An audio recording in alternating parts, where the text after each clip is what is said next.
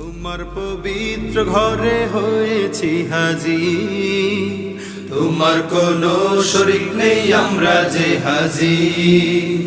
সকল প্রশংসা সকল নেয়ামত সকল বাদশাহী। মসজিদুল হারামের প্রেম, মসজিদুল হারামের ভালোবাসা, মোহাব্বত অন্তরে কীভাবে কতটা গভীর সেটা আপনি যতক্ষণ না পর্যন্ত এই পবিত্র জায়গায় আপনার পা রাখবেন ততক্ষণ পর্যন্ত বুঝতে পারবেন না।